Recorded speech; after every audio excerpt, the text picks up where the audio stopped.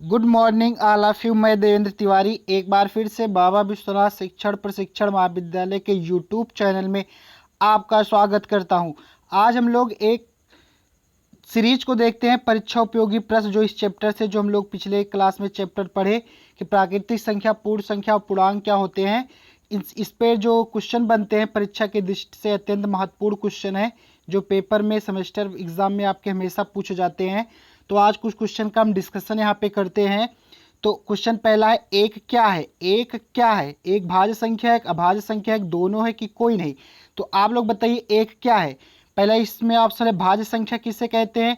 भाज्य संख्या किन्हीं तीन संख्याओं से विभाजित होता था और तीनों संख्याएं अलग अलग होती थी, उसे भाज्य संख्या। तो एक तो तीन संख्या से विभाजित नहीं होगा। अभाज्य संख्या क्या होता था? अभाज्य संख्या किन्हीं दो संख्याओं से विभाजित होती थी और दोनों संख्याएं अलग अलग होती थी। तो न भाज्य संख्या है न अभाज्य संख्या है, दोनों होने का कोई चांस ही नहीं है। तो ऑप्शन कौन सा सही हो जाएगा? डी। हाँ, अगर इसमें होता सबसे छोटी प्राकृतिक संख्या तो एक होता। ठीक, सबसे छोटी प्राकृतिक संख्या कौन क्या है?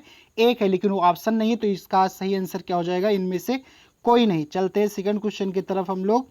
सेकंड क्वेश्चन क्या है? शून्य केवल है। शून्य क्या है? पूर्ण संख्या है, परिमेय संख्या, नन अपरिमेय संख्या। तो आपको पता है, अगर प्राकृतिक संख्याओं में जीरो को सम्मिलित कर लिया जाए, 0 1 2 3, तो ये क्या हो जाएगा? पूर्ण संख्याओं का समुच्चय। तो शून्य केवल क्या है? पूर्ण संख्या। परिमेय गलत हो जाएगा, नन गलत हो जाएगा, अपरिमेय भी गलत हो जाएगा। तो इसका सही आंसर क्या हो जाएगा? पूर्ण संख्या। चलते हैं थर्ड क्वेश्चन को, तीसरा क्वेश्चन देखते हैं। सबसे छोटा पूर्णांक क्या है? सबसे छोटा पूर्णांक क्या है आपको बताना है। -1 है, एक है कि 0 है, इनमें से कोई नहीं।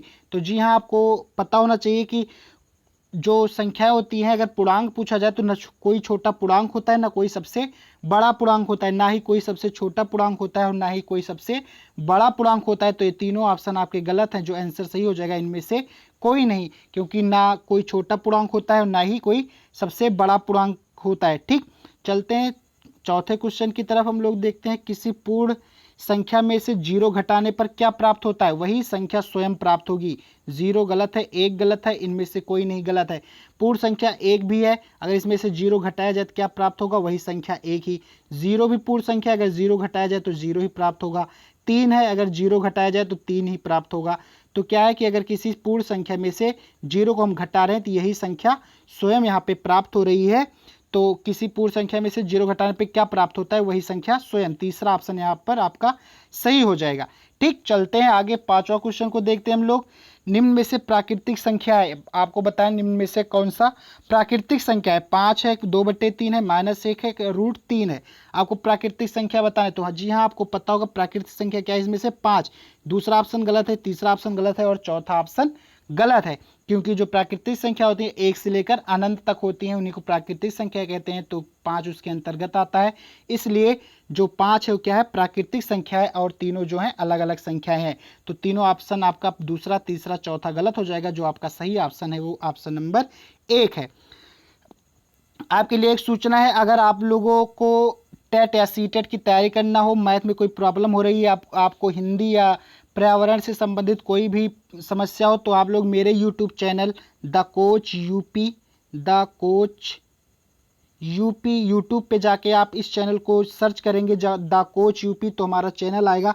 उसको आप ओपन करके उस पर आपके टेट, सीटेट और ये जो हिंदी होता है और पर्यावरण, इन सारे क्वेश्चन की सीरीज उस पर हम लाने वाले हैं। तो आप लोग इस चैनल को ज़्यादा से ज़्यादा सब्सक्राइब कर लीजिए और ज़्यादा से ज़्यादा अपने फ्रेंड को शेयर करके सब्सक्राइब करने के लिए बोल दीजिए, जिससे हमें मोटिवेशन मिलता रहे तो आपके पास और इससे भी अच्छी वीडियो हम आपके पास प्रोवाइड करते रहें। तो आप लोग इस चैनल को ज़्यादा से ज़्यादा शेयर कीजिए, सब्सक्राइब कीजिए।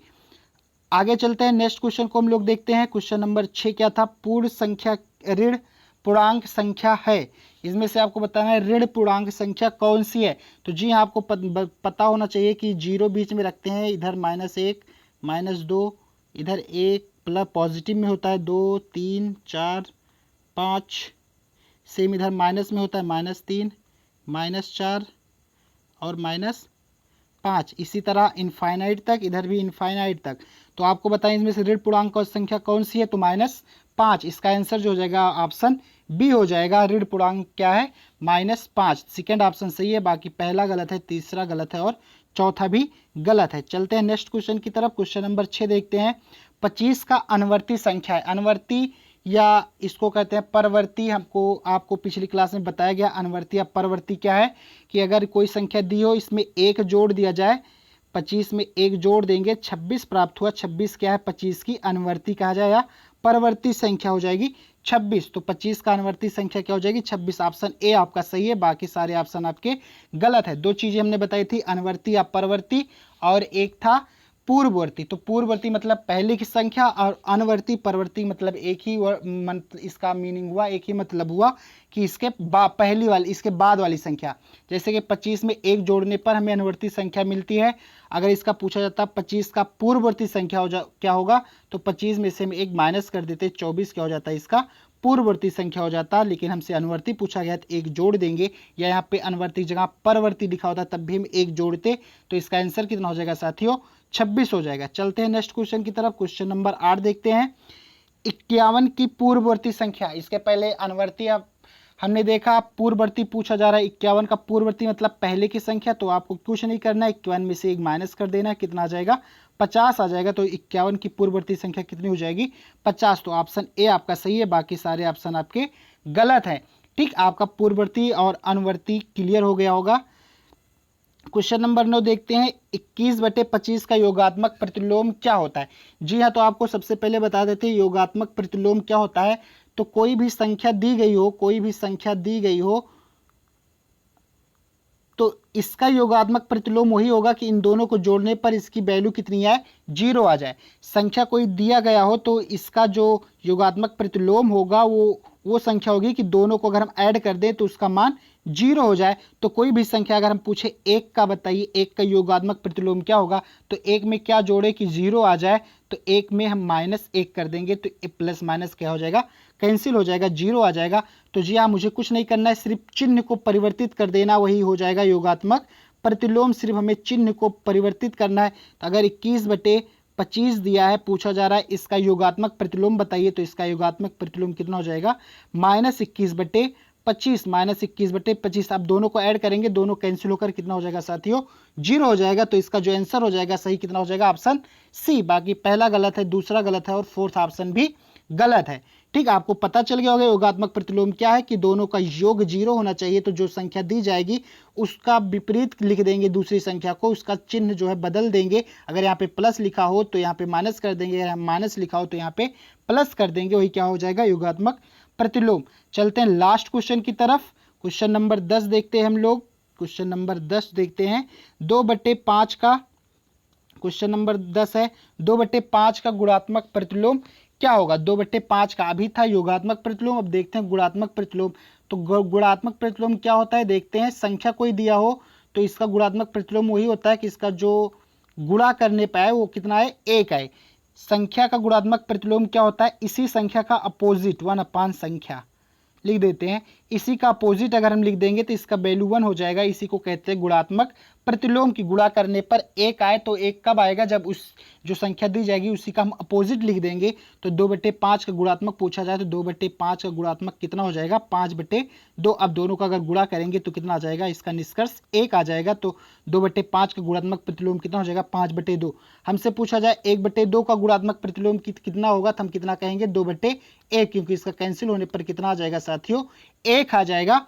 तो 2/5 का गुणात्मक प्रतिलोम क्या हो जाएगा 2/5 का गुणात्मक प्रतिलोम कितना हो जाएगा 5/2। चौथा ऑप्शन सही है, बाकी पहला दूसरा तीसरा ऑप्शन गलत है। आई होप आपको आज की क्लास बहुत अच्छी लगी होगी, क्योंकि इसमें हमने प्रीवियस ईयर के जो सेमेस्टर में एग्जाम में पूछे जाते क्वेश्चन उसको हमने लिया था, 10 क्वेश्चन देखे, बहुत अच्छे क्वेश्चन। एक बार पुनः हम रिपीट कर दे रहे हैं। अगर आप लोगों को किसी भी वनडे एग्ज़ाम की तैयारी कर रहे हैं आप लोग, या टेट सीटेट के मैथ आपकी वीक है, कमज़ोर है, तो हमारा YouTube channel the coach UP, हमारा एक यूट्यूब चैनल है the coach COACH coach UP. आप यूट्यूब पर जाकर सर्च करेंगे, हमारा आ जाएगा, उसको ओपन करेंगे, उसको आप लोग सब्सक्राइब कर लीजिए, जिससे आपको लेटेस्ट वीडियो मिलती रही। उसमें हम जल्दी अभी उसको सिर्फ हम मैथ ही कवर करा रहे हैं, जल्दी उसमें हम हिंदी और पर्यावरण इन्वायरमेंट को भी हम कवर करेंगे। हिंदी और इन्वायरमेंट की टेस्ट सीरीज लाएंगे, 500 600 क्वेश्चन देखेंगे जो प्रीवियस ईयर में टेट सीटेट लेखपाल UPSI यूपी पुलिस में आए हुए हैं, उनमें हिंदी में और इन्वायरमेंट की भी सीरीज को हम देखेंगे। अभी सिर्फ मैथ की चल रही है, तो आप लोग इस चैनल को ज़्यादा से ज़्यादा शेयर कीजिए, जिससे हमको भी मोटिवेशन मिलता रहे और आप लोगों की पढ़ाई कंप्लीट होती रहे। ठीक, आज के लिए इतना ही। थैंक यू, धन्यवाद।